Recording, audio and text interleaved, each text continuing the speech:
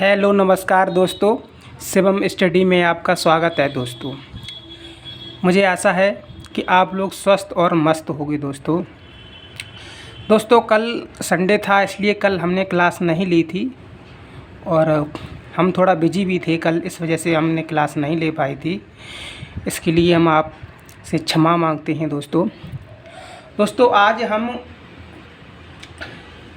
आपके लिए जो डीएलएड फर्स्ट सेमेस्टर के जो एग्ज़ाम हो रहे हैं, फर्स्ट सेमेस्टर के एग्ज़ाम, उसके लिए हम आपके लिए विज्ञान शिक्षण लेके आए हैं। जो विज्ञान शिक्षण हमारा जो तृतीय सब्जेक्ट आता है डीएलएड फर्स्ट सेमेस्टर में, उसके लिए हम आपके लिए बहुविकल्पी बारे प्रश्न लेकर के आए हैं दोस्तों। हम आपको वो क्वेश्चन कराएंगे। देखो, मुझे मालूम है कि आप लोग रिवीजन तो कर ही रहे होंगे, अब कोई ज़्यादा टाइम भी नहीं बचा हुआ है, ठीक है। और अगर आपको आपको क्वेश्चन जो हम करा रहे हैं वो क्वेश्चन मालूम हो तो बहुत ही अच्छी बात है। अगर तो आप मालूम है तो फिर भी मेरी क्लास में से आप जुड़े रहिएगा, क्योंकि हम रिवीजन कराएंगे दोस्तों। तो आप रिवीजन भी आपका भी रिवीजन हो जाएगा और आपके जो क्वेश्चन है वो एकदम कंठस्थ हो जाएंगे आपको। तो जैसे ही एग्ज़ाम में आएंगे तो दोस्तों आप एकदम अच्छे से उनको कर लोगे, ठीक है दोस्तों।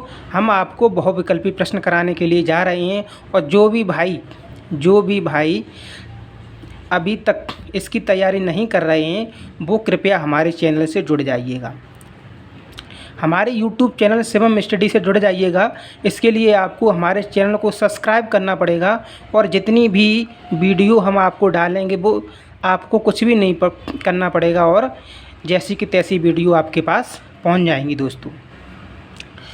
बस आप 8-10 दिन हमसे जुड़े रहिएगा और मुझे आशा है कि आप अच्छे से अच्छे नंबर लेकर के आएंगे। आप सभी को मालूम होगा, अगर नहीं मालूम है तो हम बता दे रहे हैं कि जो डीएलएड का जो एग्ज़ाम जो होता है उसमें बहुत ही कम बच्चे, ऐसे समझो आप 100% में से 30% यानी कि 30% ही बच्चे पास होते हैं, बाद बाकी के 70% बच्चे 70% बच्चे वो फेल हो जाते हैं। क्यों हो जाते हैं? क्योंकि वो रिवीजन नहीं करते हैं। जबकि देखा जाए इन पेपरों में कुछ भी नहीं है, हम थोड़ा बहुत भी पढ़ते रहेंगे तो हम फेल नहीं होंगे उसमें दोस्तों। चलो दोस्तों, आइएगा, आप हमारे चैनल से अगर नए हों तो कृपया करके हमारे इस YouTube चैनल को सब्सक्राइब कर दें और हमसे जुड़ जाएं दोस्तों, ठीक है दोस्तों। आइएगा, हम विज्ञान शिक्षण के बारे में हम आपको बता रहे हैं। इसमें जो बहुविकल्पी वाले जो प्रश्न आते हैं दोस्तों, हम उन्हीं प्रश्नों की तरफ आपको ले कर के चल रहे हैं। बहुत ही इम्पोर्टेंट क्वेश्चन हम आपके लिए लेकर आए हैं, बहुविकल्पी प्रश्न, ये भी एग्ज़ाम में आते हैं। और आइए क्वेश्चन नंबर फर्स्ट दोस्तों। क्वेश्चन नंबर फर्स्ट हमारा क्या कह रहा है कि ऊर्ध्वपातन पदार्थ नहीं है। जो 4 विकल्प दिए गए हैं उनमें ये बोल रहा है कि ऊर्ध्वपातन पदार्थ नहीं है दोस्तों। हम आपको आज 50 क्वेश्चन कराएंगे और आप जल्दी इन क्वेश्चनों को रिवीजन में लेते आना। हम आपको 2 सेकंड का टाइम देंगे और तुरंत आप हमारे कमेंट बॉक्स में जो क्वेश्चन भी हम बताएंगे उसका आप आंसर हमको 4 ऑप्शन में से और उन्हीं जो सही सटीक आंसर हो उसको आप हमारे कमेंट बॉक्स में भेज देंगे। तो मुझे ये मालूम पड़ जाएगा कि आपकी तैयारी अच्छी है। जिसकी तैयारी भी अच्छी होगी वो तुरंत ही हमारे इस कमेंट बॉक्स में हमारे उत्तर बताने से पहले, हमारे आंसर बताने से पहले इस कमेंट बॉक्स में आप हमारे उस जो क्वेश्चन होगा उसका आंसर सेंड कर देंगे, ठीक है दोस्तों। हम आपको 2 सेकंड का समय देते हैं। तो पहले क्वेश्चन को पढ़ते हैं। क्वेश्चन नंबर फर्स्ट हमारा ये कह रहा है कि ऊर्ध्वपातन पदार्थ नहीं है। विकल्प हमारे दिए गए हैं, ए नौसादर, बी नमक और बी यानी कि व नमक और स आयोडीन और द कपूर। दोस्तों ये 4 ऑप्शन हैं, लेकिन क्वेश्चन को आप ध्यान से पढ़ना है। उसमें ये कहा गया है कि ऊर्ध्वपातन पदार्थ नहीं है की बात कर रहा है क्वेश्चन दोस्तों।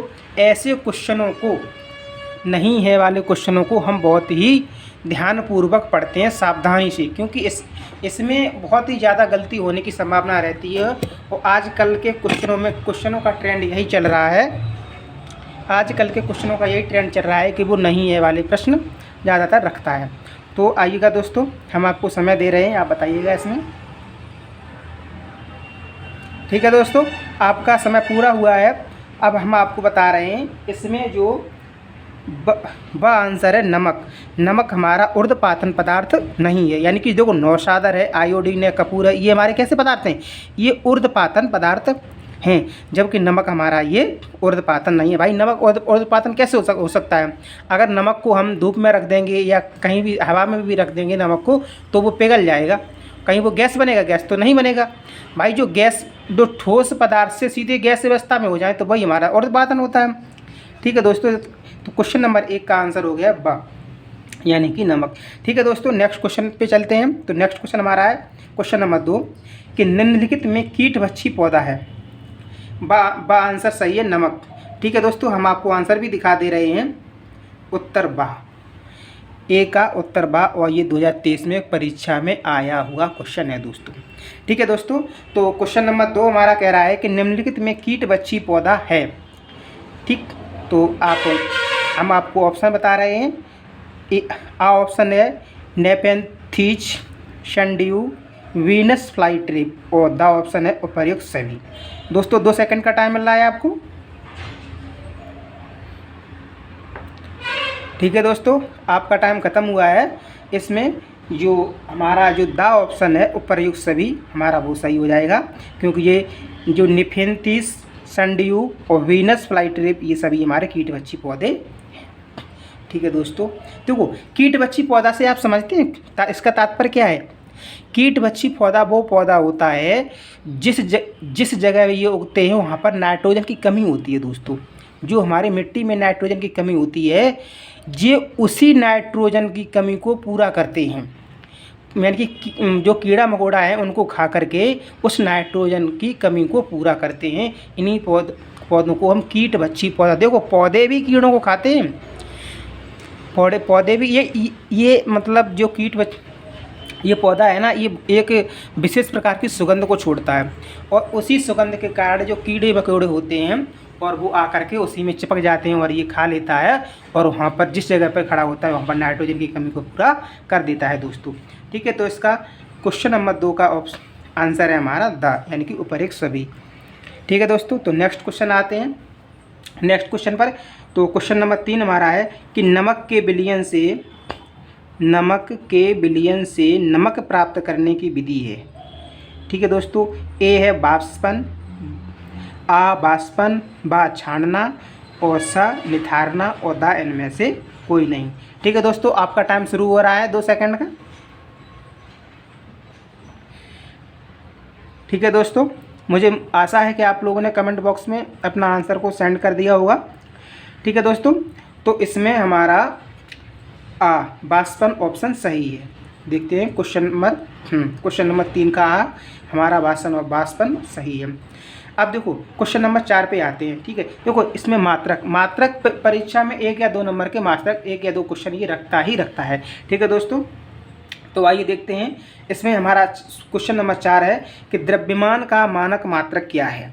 ठीक है, जो द्रव्यमान है उसका मानक मात्रक क्या है। तो आइए हम आपको ऑप्शन बता रहे हैं। आ क्विंटल, बा किलोग्राम, सा ग्राम, और दा टन। ठीक है दोस्तों, तो अब आपका टाइम शुरू हो रहा है दोस्तों। मुझे आशा है कि आपका टाइम ख़त्म है, आपने आंसर भी दे दिया होगा। तो इसका क्वेश्चन नंबर 4 का आंसर है बा किलोग्राम।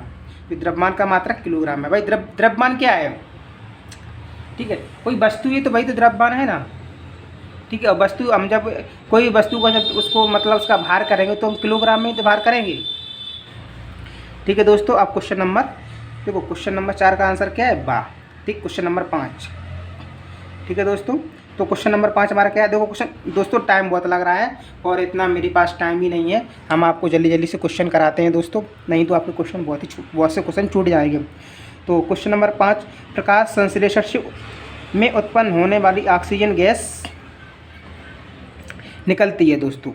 ठीक है, जो प्रकाश संश्लेषण होता है आप मतलब देखो, आप लोग तो ये सब कुछ जानते होगे, अभी हम डिटेल में आपको नहीं बता रहे हैं, बस आपको ऑप्शन के हिसाब से जो मतलब जो क्वेश्चन दिया है वो विकल्प के रूम में हम आपको तुरंत वही ऑप्शन टिक करके आपको बता रहे हैं। जब हम विज्ञान की हम जब क्लास लेंगे दोस्तों, नोट्स बनवाएंगे आप लोगों को, तो वहाँ पर हम डिटेल में प्रकाश संश्लेषण के बारे में समझाएंगे कि प्रकाश संश्लेषण क्या होता है, कैसे होता है, किसके द्वारा होता है, क्या क्या इससे फ़ायदा होती है। तो दोस्तों, और हम आपको वहाँ पर पूरा उसमें डिटेल में बताएंगे प्रकाश संश्लेषण के बारे में। तो आप अभी फ़िलहाल में आप इतना ही जानो कि प्रकाश संश्लेषण में उत्पन्न होने वाली ऑक्सीजन जो गैस निकलती है, यानी कि जो हमारा प्रकाश संश्लेषण होता है उसमें जो ऑक्सीजन गैस निकलती है वो कहाँ से निकलती है, उत्पन्न होने वाली गैस कहाँ से निकलती है। तो ये हमारे ऑप्शन दिए हुए हैं, क्या जल से निकलती है, क्या कार्बन डाइऑक्साइड से निकलती है, सरकराज से, या परधारित। ये हमारे 4 ऑप्शन हैं। कृपया दोस्तों अपना आंसर भेजिएगा मुझे जल्दी से जल्दी। यानी कि जल से निकलती है। दोस्तों, आप लोग जो जल्दी हमारे पास आंसर भेजेगा ना, मैं उसका नाम लूँगा दूसरी क्लास में। अभी तो मैं लाइव नहीं चला रहा है, लेकिन कुछ दिन बाद हम अपनी क्लास को लाइव चलाएंगे दोस्तों। तो जो पहले मेरे पास आंसर भेजेगा मैं उसका अब सबसे पहले नाम लूँगा। ठीक है दोस्तों। तो यानी कि जल से निकलती है। ठीक है दोस्तों, जो प्रकाश संश्लेषण की क्रिया में जो ऑक्सीजन जो उत्पन्न होती है भाई, उस ऑक्सीजन वहाँ से निकलती है, तो वो ऑक्सीजन जल से प्राप्त होती है। ठीक है दोस्तों, आज द 5 का आज द राइट आंसर दोस्तों। ठीक है, अब क्वेश्चन नंबर 6 हमारा है कि निम्नलिखित में से कौन सी विधि घुलनशील ठोस पदार्थों को द्रव से पृथक करती है। ठीक है, अब ये विधि दी गई है, वो बताई है कि कौन सी विधि जो घुलनशील ठोस पदार्थों को द्रव से, यानी कि जो ठोस पदार्थ है घुलनशील है द्रव में, ठीक है, तो वो कैसे पृथक किए जाते हैं द्रव से। जो ठोस पदार्थ घुलनशील हैं, जो ठोस पदार्थ हैं वो द्रव से कैसे अलग किए जाते हैं, वो वही विधि पूछ रहा है। कौन सी विधि है, देखो, निथारना, बाष्पीकरण, तल छटीकरण और छानना दोस्तों। ठीक है दोस्तों, आपका टाइम शुरू हो रहा है, आप हमारे क्वेश्चन का आंसर दीजिएगा दोस्तों। ठीक है दोस्तों, तो यानी कि बाष्पीकरण के द्वारा, इसका बाय द राइट आंसर।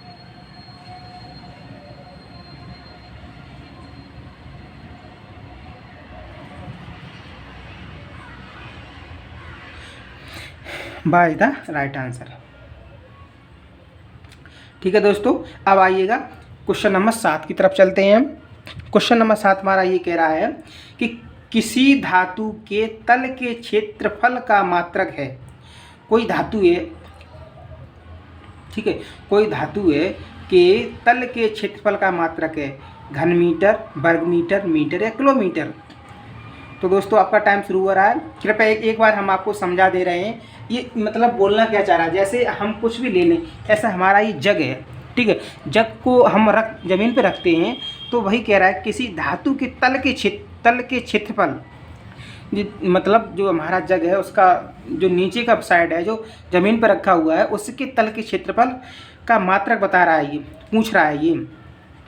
ठीक है, तो क्या है, क्या घन मीटर है, मीटर है, वर्ग मीटर है या किलोमीटर है। कृपया हमको आंसर दीजिएगा दोस्तों। सबसे पहले जो देगा मैं उसका नाम लूँगा। तो हमारा आंसर हो गया वर्ग metre, is the right answer. क्या हो गया, वर्ग मीटर। मछली में सांस लेने के लिए कौन सा अंग पाया जाता है दोस्तों। ठीक है, तो फेफड़ा, गलफड़ा, त्वचा या ये सभी बताइएगा। आपका टाइम शुरू हो रहा है। मछली में सांस लेने के लिए कौन सा अंग पाया जाता है दोस्तों। ऐसे ही क्वेश्चन आते हैं, कोई वहाँ पर ऐसा हार्ड नहीं आता है जो आप लोग घबरा जाएं कि हम मतलब पास नहीं हो पाएंगे। बिल्कुल पास हो जाएंगे। आप मुझसे जुड़े रहिएगा। हमारी क्लास को लाइक करें, शेयर करें और सब्सक्राइब करें, और हमारी क्लास से जुड़े रहिएगा दोस्तों। आप बिल्कुल पास हो जाएंगे, फेल बिल्कुल नहीं होगी, ये हमारी गारंटी है दोस्तों। तो मुझे आशा है कि आपने आंसर भेज दिया होगा। मछली में सांस लेने के लिए कौन सा अंग पाया जाता है, तो हमारा आंसर हो गया ब। जो भी दोस्त हमारे ब गलफड़ा आंसर दे रहे हैं उनका इधर राइट आंसर है। अब देखो क्वेश्चन नंबर 9 दोस्तों। तो क्वेश्चन नंबर 9 हमारा क्या है कि पहलवान को भार उठाने में लगने वाला बल है, बताइएगा। जो पहलवान है, पहलवान को भार उठाने में लगने वाला बल, ए ऑप्शन है पेशीय बल, विद्युत बल, चुंबकीय बल या इनमें से कोई नहीं। देखो दोस्तों, ये क्वेश्चन नंबर 9 हमारा एक ऐसा क्वेश्चन है कि अगर हम थोड़ा दिमाग भी लगाएंगे, बिल्कुल भी नहीं पढ़ा होगा, अगर थोड़ा दिमाग भी लगाएंगे तो भी ये क्वेश्चन हमारा हल हो जाएगा, क्योंकि उसमें पहले से ही ऑप्शन भी मतलब वैसे दिए हैं। चलो ठीक है, तो आपका टाइम शुरू हो रहा है दोस्तों। आप हमारे इस क्वेश्चन का आंसर दीजिएगा। पहलवान को भार उठाने में लगने वाला बल है। तो जिन भाइयों का आ ऑप्शन सही है, पेशीय बल, जो हमारी भाई को देखो ऐसे याद रखो, मतलब ए इज द राइट आंसर। हम आपको बता, हाँ ये हमारा आंसर सही है आ। ठीक है दोस्तों, तो देखो इस क्वेश्चन को आप ऐसे याद रखो, जब पहलवान, कोई भी पहलवान है, ठीक है, पहलवान कोई भी है, तो जब वो भार उठाएगा ना, तो उसकी पेशियाँ खींचेंगी, उसकी शरीर की जो पेशियाँ हैं वो खींचेंगी, तो भाई हमारा पेशीय बल, कहानी खत्म। भाई चुंबकीय बल, विद्युत बल, ये कहाँ उसमें लगेगा कि पहलवान में करंट लगा दिया जाएगा जो तब वो भार को उठाएगा, कि चुम्बक लगा दी जाएगी, नहीं, उसकी जो पेशियाँ हैं वही बल लगाएंगी, तभी भार को पहलवान उठा सकेगा। इस तरह से देखो रटने से कुछ भी नहीं होता है, सिर्फ क्वेश्चनों को हम जब भी समझेंगे ना, तो समझी हुई चीज़ बहुत दिनों तक चलती है, और रटी हुई चीज़ हमारे एग्ज़ाम कि गेट से, हम जहाँ हमारा एग्ज़ाम सेंटर होता है उसके गेट तक ही चलती है, और अंदर जैसे जब हम प्रवेश करते हैं इतना एग्ज़ाम का प्रेशर रहता है दोस्तों, तो रटी हुई चीज़ को हम भूल जाते हैं। इसलिए रटो कुछ भी मत, बस हर चीज़ को समझना है दोस्तों, और समझी हुई चीज़ बहुत देर तक चलती है दोस्तों। जो भी चीज़ समझते हैं ना दोस्तों, तो समझी हुई चीज़ बहुत देर तक चलती है। ठीक है दोस्तों, हमने क्वेश्चन नंबर 9 कर लिया है। अब क्वेश्चन नंबर 10। क्वेश्चन नंबर 10 है हमारा कि मानव शरीर में सबसे बड़ी जो पाचक ग्रंथि है वो कौन सी है दोस्तों, बताइएगा। नंबर 1 ये ऑप्शन, ये 4 हमारे ऑप्शन दिए हुए हैं। क्वेश्चन नंबर 10 कर रहे हैं कि मानव शरीर में सबसे बड़ी पाचक ग्रंथि है यकृति, अग्नाशय, लार ग्रंथि या मधुमेह। इन चारों में से कौन सी ग्रंथि सबसे बड़ी पाचक ग्रंथि है। ठीक है दोस्तों, आपका टाइम शुरू हो रहा है दोस्तों, आप बताइएगा इन चारों ऑप्शन में से। यकृत, जो लीवर है ना, वो सबसे बड़ी ग्रंथि है। ठीक है दोस्तों, तो ये हमारे 10 क्वेश्चन हो गए हैं दोस्तों। आइए नेक्स्ट क्वेश्चन की तरफ चलते हैं हम। सॉरी दोस्तों, वो क्वेश्चन दिख नहीं रहा था, हम आपको बता रहे हैं कि जो मानव शरीर में सबसे बड़ी पाचक ग्रंथि कौन सी है, यकृत यानी कि लीवर है, इसका आज द राइट आंसर। आइए दोस्तों, अब हम आते हैं क्वेश्चन नंबर हमारा जो 11 है उस पर आते हैं। तो क्वेश्चन हमारा 11 ये कह रहा है कि जो हमारा जो पित्तरस है दोस्तों, जो हमारा पित्तरस है, देखो ये क्वेश्चन बहुत से लोग गलत करके आएंगे। देखने में ऐसा लग रहा है कि क्वेश्चन बहुत ही सरल है, और बिल्कुल बात सही है, क्वेश्चन भी सरल है, लेकिन हम लोग क्या करते हैं जल्दी में एकदम, वो ये कह रहा है क्वेश्चन को सही से जल्दी में नहीं पढ़ते हैं, और हम क्वेश्चन को गलत टिक करके आ जाते हैं, और हमको लगता है कि हम बहुत ही अच्छा पेपर करके आए हैं, लेकिन हमारे नंबर माइनस मार्किंग में चले जाते हैं। तो पित्तरस का निर्माण कहाँ होता है। पित्तरस का निर्माण मतलब करता है, पित्तरस का जो निर्माण करता है, कौन निर्माण करता है इसका। देखो ज़्यादातर ऑप्शन, बच्चे जो ऑप्शन हैं वो ए लगा के आएंगे पित्ताशय में, क्योंकि ज़्यादातर मतलब यही उनके दिमाग में रहता है कि पित्तरस का निर्माण पित्ताशय में, पित्तरस का निर्माण नहीं, ऐसा नहीं है बिल्कुल। हम आपको बता दे रहे हैं, आज के बाद आप बिल्कुल भी नहीं भूलोगे, ये मेरा वादा है। देखो ये पित्तरस का निर्माण है ना, ये यकृत यानी कि लीवर में इसका निर्माण होता है, और ये हमारे शरीर में स्टोर कहाँ होता है, यानी कि ये मतलब किस जगह पे जा कर के ये रुकता है, कहाँ पर ये इसका मतलब स्टोर होता है। तो ये पित्ताशय में जा कर के ये जमा होता है, और इसका निर्माण यकृत में। ठीक है, तो पित्ताशय, आशय मतलब क्या होता है, किसी को आशय देना यानी कि ठहरना, ठहराना। तो पित्ताशय, देखो संधि विच्छेद भी करेंगे ना तो भी हमको समझ में आएगा कि पित्ताशय का मतलब क्या होता है, न कि इसका निर्माण करना, यानी कि पित्तरस का निर्माण करता है यकृत, बाय द राइट आंसर दोस्तों। मानव दांतों के प्रकार कितने, देखो 3 प्रकार के दांत होते हैं, कृंतक, रदनक और प्रवण व चरण, यानी कि ये सभी प्रकार के दांत होते हैं। 12 का है द ऑप्शन सही है हमारा। ठीक है, दांतों की कठोरता किसके कारण होती है दोस्तों, जो दांत होते हैं दांतों की कठोरता हमारी होती है कैल्शियम, किसके कारण होती है, ऑप्शन दे रहा है कैल्शियम, एनेमल, आयरन, या इनमें से कोई नहीं दोस्तों। जो एनेमल होता है, तो एनेमल के कारण दांतों की कठोरता होती है दोस्तों। बा इज द राइट आंसर, 13 का ब। तो जो अग्नाशय की लैंगरहैंस की दीपिकाएँ किसका श्रावण करती हैं? दोस्तों ये कि बहुत ही अच्छे क्वेश्चन है और एग्जाम में पूछे जाते हैं। मेरा मन ऐसा है, ऐसा मुझे लग रहा है कि हम आपको डिटेल में इन सभी के बारे में बताएं तो मुझे बहुत अच्छा लगेगा आपको पढ़ाते हुए। लेकिन दोस्तों अभी आपके लिए इतना टाइम नहीं है। आप अभी फर्स्ट सेमेस्टर के लिए बहुत ही कम टाइम बचा हुआ है। जल्दी से जल्दी आप तैयारी कीजिएगा। आप हमसे हमारे चैनल से जुड़े रहिएगा।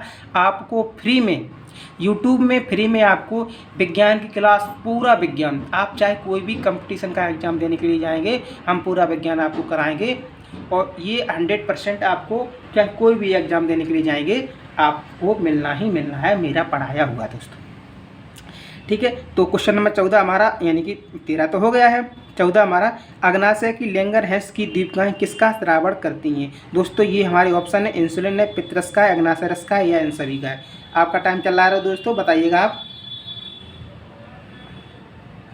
तो इंसुलिन इसका राइट आंसर है। ठीक है, 14 का। 15 में द्रव्यमान का मानक मात्रक क्या है? देखो आ गया ये क्वेश्चन, दोबारा से इसने फिर डाल दिया, क्विंटल, किलोग्राम, ग्राम या न्यूटन। तो इसका अभी हम करा चुके हैं, kilogram by the right answer है इसका। ठीक है, बात सही निकला है। टाँका है, टाँका का मतलब समझते हो? टाँका सब हर कोई जानता है, टाँका सभी कोई।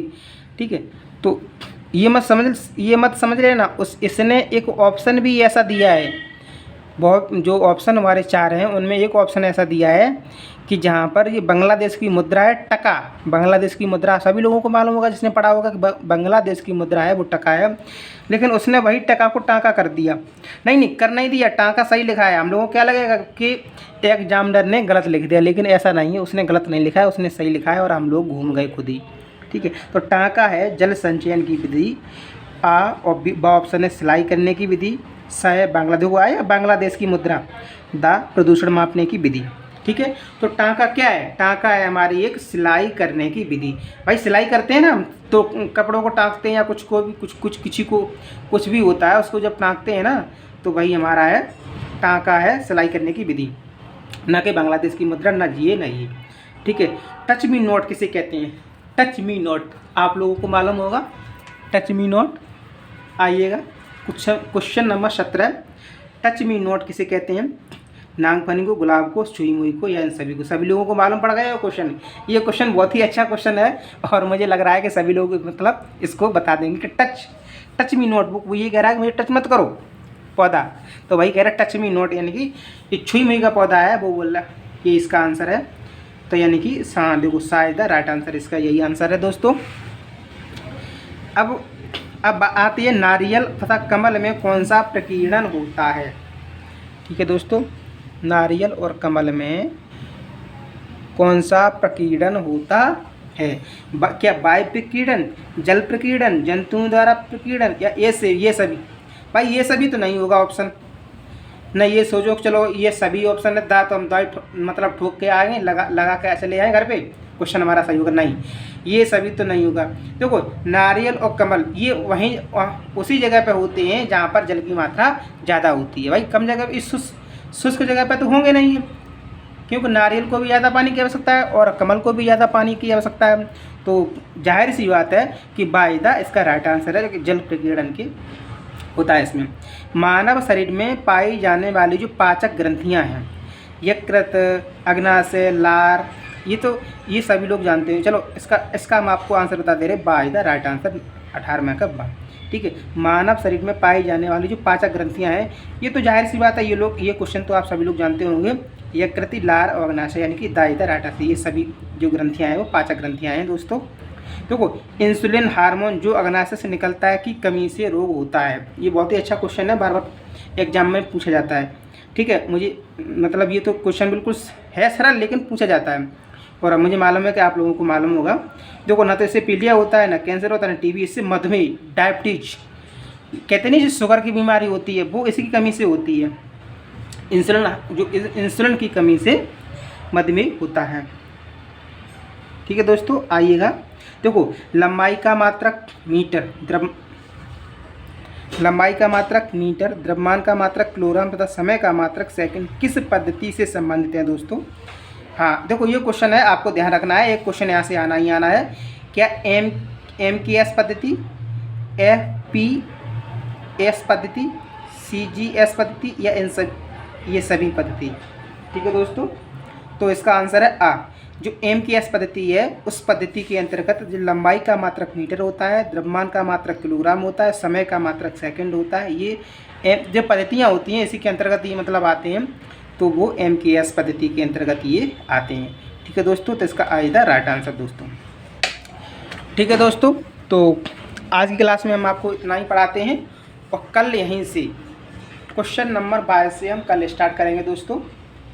अगर आप हमारे चैनल से नए हो तो कृपया करके हमारे चैनल को लाइक करें, शेयर करें और सब्सक्राइब करें और अपने दोस्तों तक हमारी क्लास को शेयर करें दोस्तों। आप हमसे जुड़े रहिएगा और आपके मतलब DLED में बहुत ही अच्छे नंबर आएंगे। थैंक यू, धन्यवाद।